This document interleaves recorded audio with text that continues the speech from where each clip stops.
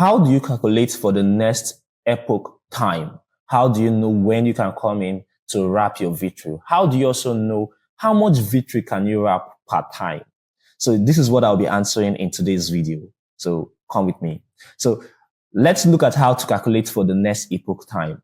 Now, the epoch time always happens in every 24 hours, but how do you know when this 24 hours is going to elapse so that you can come in quickly and then wrap it before it gets filled up? So look at this here. You come down to, make sure you're already on this webpage, wrap.vitruveo.xyz, and then come down to circuit breaker analytics. If you look at it here, Vtru price is trading at 0.80, and this is important for you to know because of it affects how much you can wrap. But before I go into that, let's look at how to calculate for your next epoch start block. Next epoch start block is giving us at what? 4,942,080. So what do I do here? I bring in my calculator and then I put down that value because this is the value that it should get to before it gets into the next epoch time. So 4,942,080 blocks.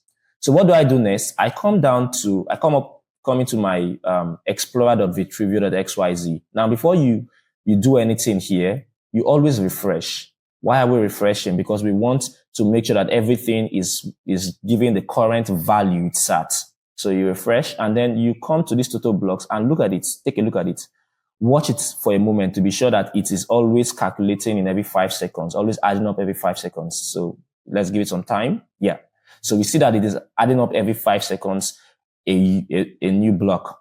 Now, this is the total blocks it is currently at, and it is building up to the blocks that's the block we want to get to, which is 4,942,080. So if you look at this here, it's building up every 5 seconds to add one more block until finally it gets to this block, and then it hits the next epoch start time. And we continue again for the next one. So it means that this value again will have to change to a new one for the next one that will come up again the next day. So how do we know when this one will come up without needing to always come to this circuit, to the Explorer to be checking? Is it close to it? Is it not close to it? Because that's one way to check it. But how do we then know without needing to always come to the Explorer? We can just get this value.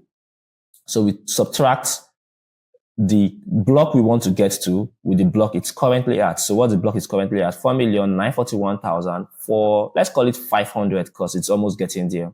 So we saw 4,942. 4 million. Oh, I wiped out everything. So let me just get back again to this value. So it is 4,942,080. And then I come up here and I have subtracted by 4,941,941,50. Let's just make it 06 since we're almost getting there. And we have it at 574. But remember, this always calculates in every 5 seconds. So I multiply by 5 to bring it out now per second. So this is what it's going to take us, 2,870 seconds to get to the next epoch start time. But how do you convert seconds to minutes? You divide it by 60. And when you divide it, you have that in 47 minutes, thereabouts, you are entering into your next epoch time. Also, if you want to convert it to hours, but you know this will be less than 1 hour, so you can still divide it further by 60. And you know that in less than 1 hour, you should be having your next epoch starts time. So this is how you calculate for it. So already just have it in mind that for this particular case I'm doing, it means that in 47 minutes thereabout, I should be able to come in and wrap my Vtru. Let's go to the next constraint we should look at, which is what? How much Vtru can you wrap? I said here that this price we have 0.80 affects the amount of Vtru you can wrap. It shows here that if you have 0.80, for each user, they have a limit of 400 Vtru they can wrap. It's always shown here. But if you want to look at it very well, you can always click on the circuit breaker constraint and then these Google Sheets will pop out. But I already have it on my screen, so let's just look at it. At 0.80, it shows that you can wrap only 400 Vtru. That is for individual period limit, 400 Vtru. Let's just highlight that point. But for the aggregate 24-hour limit, this is what everybody, when it gets to this limit, When people have, maybe some has wrapped 200, 400, 150, when it gets to the limit of 8,000 Vtru that's been wrapped, it closes off.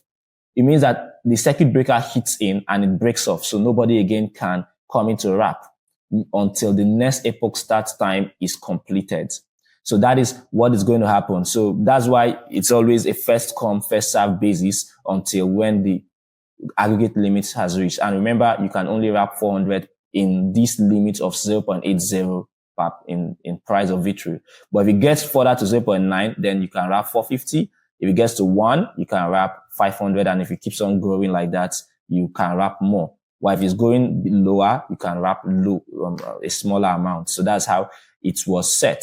So yeah, thank you very much for being with me in this video. And please give it a like, give it a follow, and you can drop your comments on maybe other videos you would like me to make. I think I'm really enjoying doing these videos, and it's going to be very nice to get your feedback on what you would like me to do next. So thank you very much. See you in my next video.